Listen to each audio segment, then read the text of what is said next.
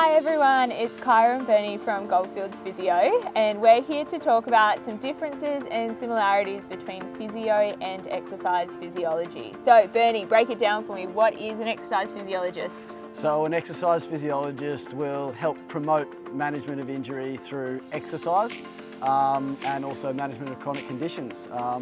Whereas I guess a physio will use exercise but also has the hands-on approach that they use with your massage and manipulations. Yeah, so physios, we will treat acute injuries. We're going to do the assessment and the diagnosis of what you've hurt, how it possibly got hurt, and what we need to do in those first few stages to get you back to what you need to be doing.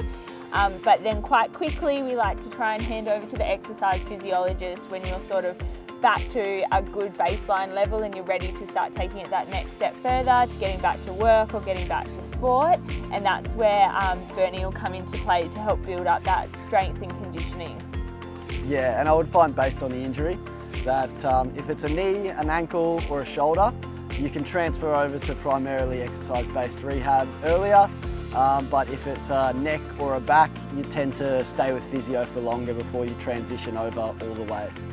There are some differences though, however, so Bernie, if you are someone dealing with a chronic condition, someone that's maybe dealt with the discomfort or your injury for a long period of time, you might find that you'll go to exercise physiology straight away and you might not even get assessed by a physiotherapist, and that's primarily when you've already got a diagnosis and the next step forward is to start exercising.